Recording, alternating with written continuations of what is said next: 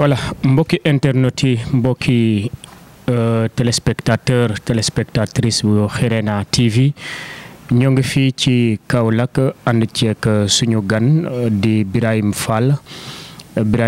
nekk CDP bu Kaolack ñu fas yéene waxtaan ak moom li nga xamante ne moo jëm ci situation xale yi seen wàllub vulnérabilité rawatina xale yi nga xamante ne ñoom ñoo nekk dans la rue. Am taxawaay bu am solo wa nga xamante ne état bu Sénégal ak partenaires sociaux yi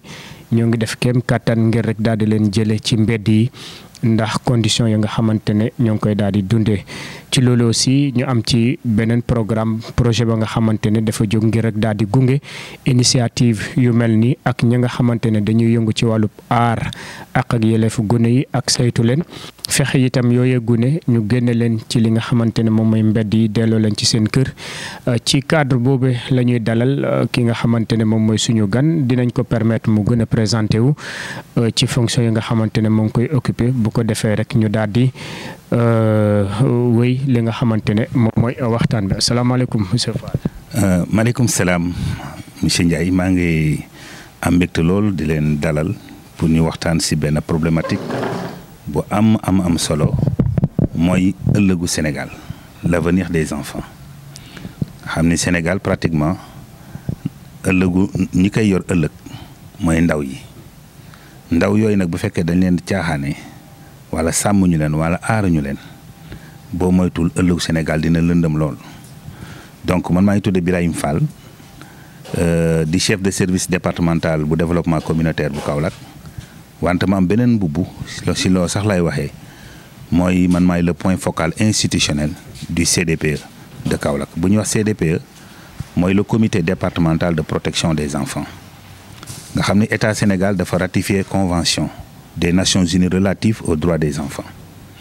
convention boobu nag mu ratifié Sénégal dafa war a jëmmal que moom kat lii nga xam ni kat ratifié nañ ko da war a méngale ay texte de loi am par rapport également ak convention bi nu mu déggee lan mooy xale ak naka la ñuy aaree xale lan mooy droit xale. léegi pour Sénégal mën a fësal loolu le président d'alors lu mu njëkk a def mooy dafa taxawal benn kuréel au niveau de la présidence de la République ñu koy wax la CAP la cellule d'appui à la protection de l'enfant cellule boobu yamu ci ñu xam ne la problématique de l'enfance seen maanaam dafa transversal maanaam ministère yëpp ministère buy liggéey rek si sa liggéey am na loo xam ne day laal ay xale ñu ni kon nag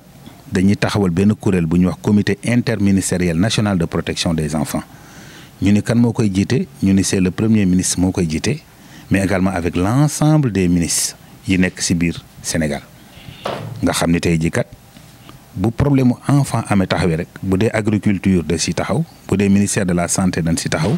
bu dee ministère de l'élevage am na ci taxawaay bu dee ministère de l'éducation ministère également de la justice ku nekk am ci taxawaay donc bu kuréel boobu taxawee bu problème xale yi taxawee kuréel googu day taxaw ku nekk luy sa wàll nga bàyyi ko ba mu mat sëkk au grand bénéfice de cet enfant là donc malheureusement kuréel boobu dëkk bañ ko créé benn yoon la mës a daje te au temps de Mimi Touré la woon bon ñu ni woon sax boo doon xool sur la déclaration de la politique générale bu ñu doon wax premier ministre mais ñun protecteur li ñu gënoon yàkkamti mooy premier ministre mooy kuréel boobu mu taxawal ko woote réunion parce que situation xale yi situation bu kéemaane la mais fort heureusement dafa mel ne dafa dégg suñu xalaat lu mu def mooy mu woote woon benn réunion demander à ce que mu ni day def benn randonnée pédestre demander à tous les CDP des départements ni leen da ngeen di ñëw ak seeni xale bu ko defee xale yooyu problème yi ñuy rencontrer dans les différentes localités ñu xayma ko ñu bind ko sous forme de mémorandum gis ngeen xale yi demoon nañu premier ministre recevoir leen ba xale yi wax sax des problèmes liés surtout à la cybercriminalité des problèmes liés surtout aux enfants yoo xam ne tey jii de la rue liés à la mendicité énormément de problèmes premier ministre yamul foofu au sortir de cette rencontre là mu ni woon léegi dañu bëgg naka la ñuy def sax boo leen xoolee dañuy xeex lépp luy mendicité maanaam yalwaan bi da nga gis ay magum jëmm yoo xam ne dañuy dem di yalwaani mais dañuy occuper mbedd mi mais yamul foofu du ñoom kese mais dañuy jëli seeni doom ñi ñu également di nekk ci mbedd mi di yalwaan te doom yooyu tey ji ëllëg ci ñoom la ñu yaakaar pour ñu tabax Sénégal xale yooyu très tôt seen waajur yi ñu ngi leen di jàngal nan la ñuy yalwaanee ñu ngi leen di jàngal kat ndekete nit pour nga am jartu ngay liggéey jartu ngay jàng jartu ngay sonn mais da ngay tàllal sa loxo te réew buy tàllal loxo musiba la surtout c'est ses enfants. Premier ministre jëloon fa ay defoon laaj ñu ko ñun lay service à ce que au moins yalwaan boobu mag ñeeg yooyu naka la ñuy def ba mën leen retirer ci mbedd mi mais également am fu ñu leen def temps yële amoon nañu ay gan yoo xam dañu jóge DPDPE mooy la direction de la promotion et la direction de la promotion des droits et de la protection des enfants nu ñëw amoon xalaat ni toujours si lancé gouvernement bi que dañ fi war a tabax benn centre de prise en charge nga xam ne xale yooyu nga xam ne ñu ngi ci mbedd mi amuñu fu ñu fanaan amuñu waajur xale yooyu ñu mën leen dugal fenn di leen jàngal métier loolu tamit Kaolack je pense que yàggatul yàlla bu ñu cat dugg mën nañu yaakaar ne loolu ñu am mais ci biir liggéey CAP boobu également ñu am un projet bu am solo bu ñu wax le projet d'appui institutionnel du système de protection projet boobu dafa ñëw pour appuyer le système de protection xool les maillons faibles du système de protection tey ji bu njëkk ba dañ doon wax ni xale yi la ñu ngi ci mbedd mi nañ leen dem jëli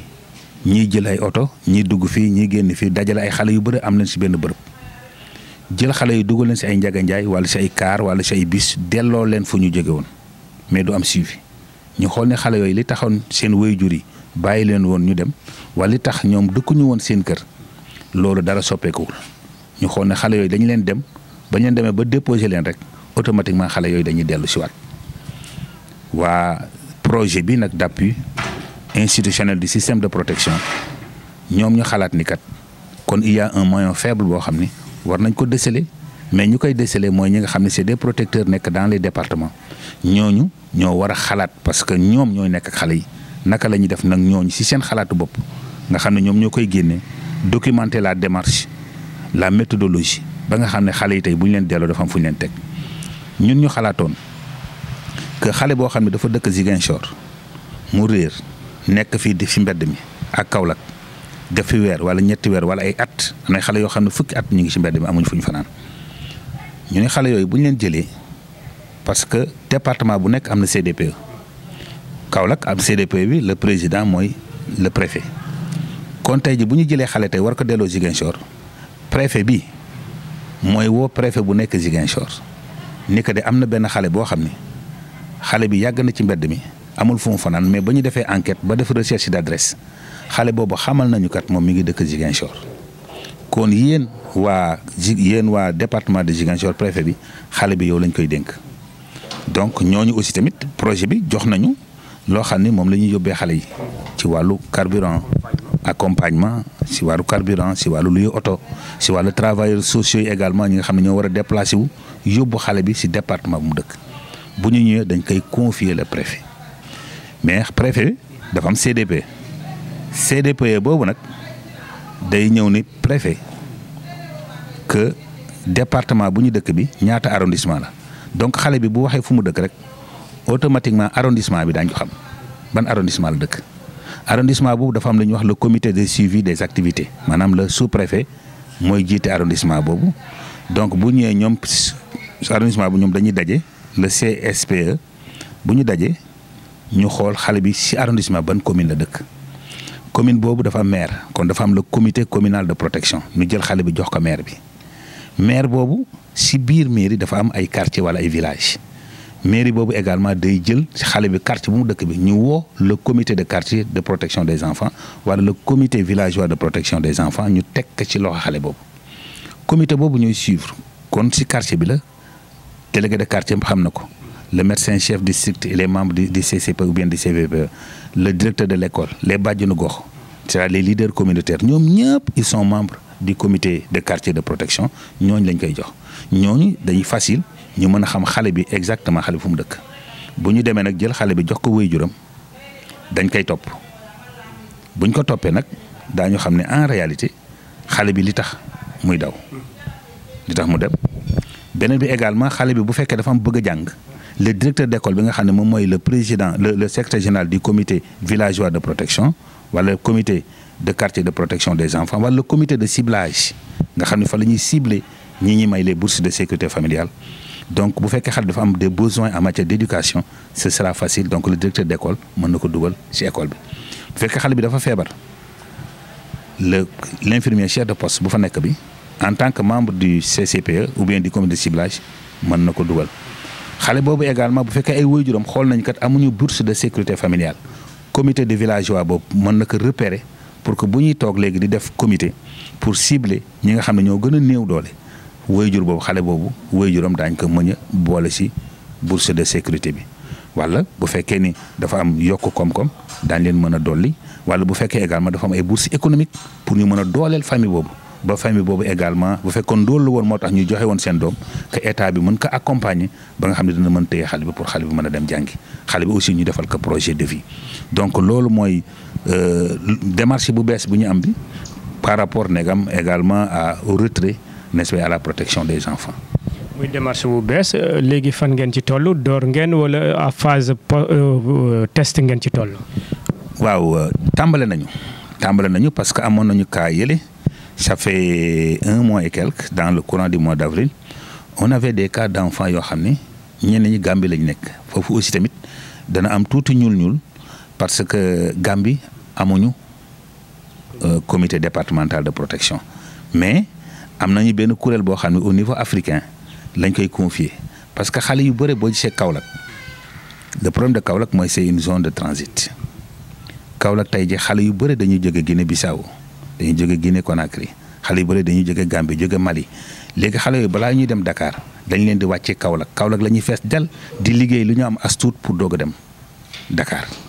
donc problème bi mooy naka la ñuy def ba nga xam ne xale yooyu bu ñu leen wàccee naka la ñuy travailler avec les services étatiques ba xale yooyu également ñu mën leen delloo seen dëkk ñu xool également frontières yi également naka la ñu mën a bàyyee ay xale yu ndaw yi nga xam ne tey ji xale yoo xam ne dégguñu sax olof. ñu ñëw fees dell ci Kaolack gi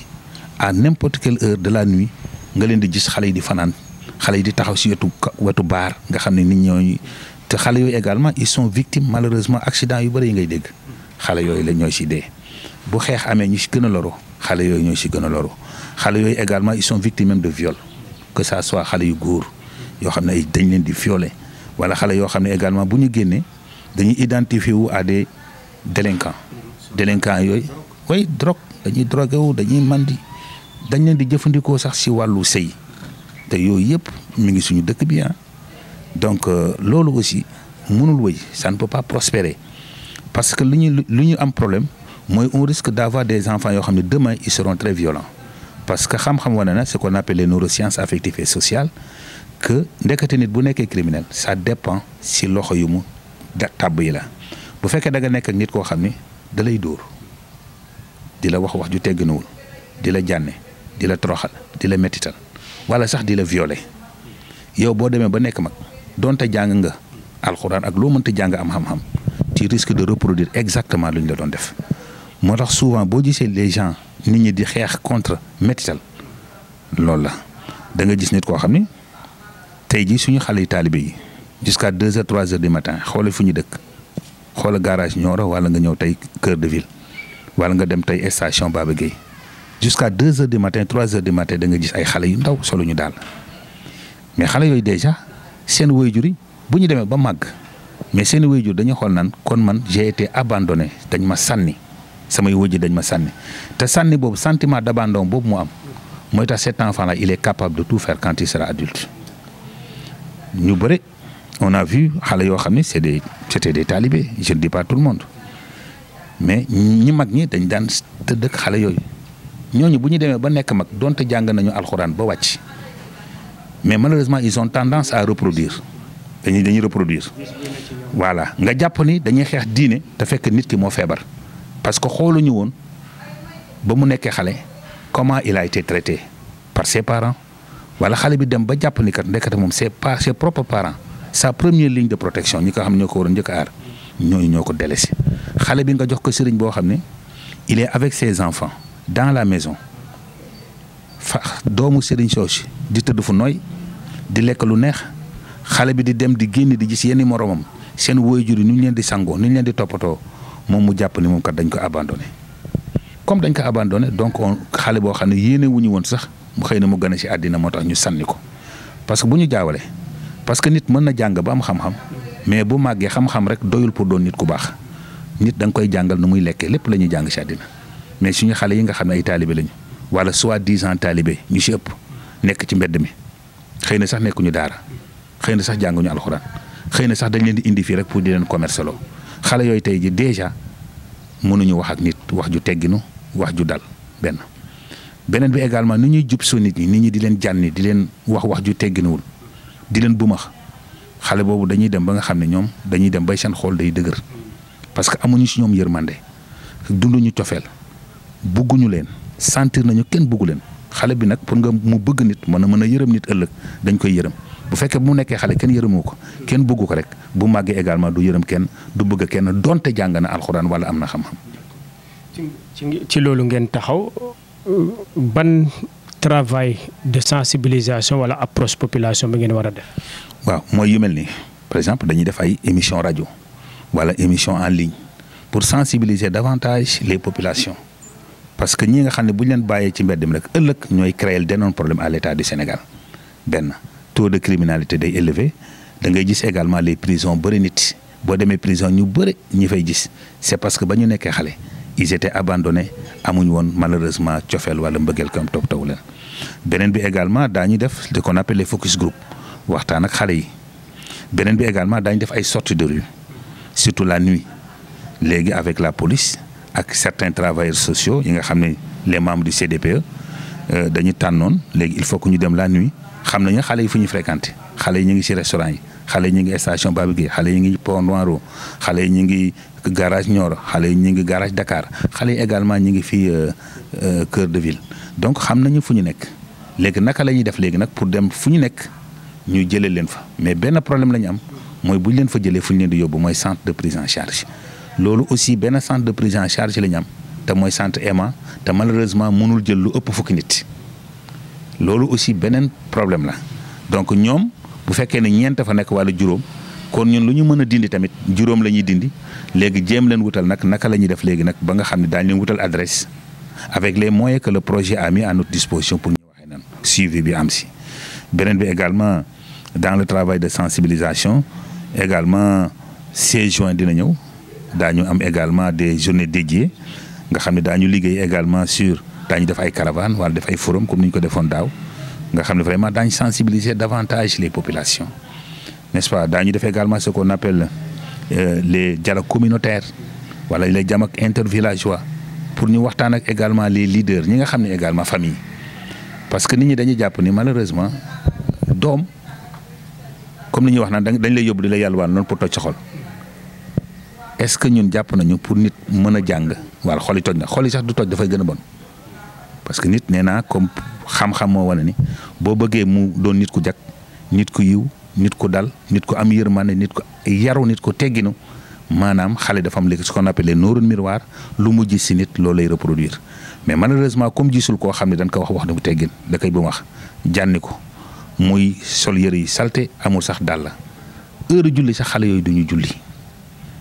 beneen bi également xale yi xamuñ nu ñuy lekk bu ñu doon lekk dañuy juuroo mais loolu yëpp teggin yooyu yëpp buñ ko jàngalu nit ki mais bu màggee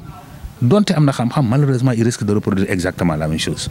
donc voilà notre credo moo tax c'est une nécessité urgente pour l'État du Sénégal bu ñu bëggee am ëllëg d'honnêtes gens et de bons citoyens si nous voulons désemplir n'est-ce pas les prisons il nous faut impérativement la trajectoire du gouvernement ñuy encourager le gouvernement si mesures yi mu jël mu bañ ci dellu ginnaaw parce que bu ci delloo ginnaaw rek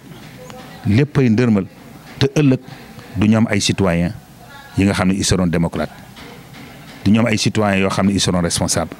la cohésion sociale sera remise en cause les libertés même seront remises en cause la participation également sera remise en cause la citoyenneté de manière générale des gens yoo xam ne ils aiment leur pays et ils sont prêts à se sacrifier donner leur vie pour le développement de ces pays-là malheureusement on ne va pas avoir ce type de citoyens donc nous encourageons en tant que protecteurs n'est-ce pas et nous félicitons nous encourageons et nous nous engageons à travailler à côté de l'État et des autorités actuelles pour que au moins que ce retrait des enfants là soit effectif, que la place de l'enfant n'est pas dans la rue, mais à l'école et à la maison. L'enfant a autant besoin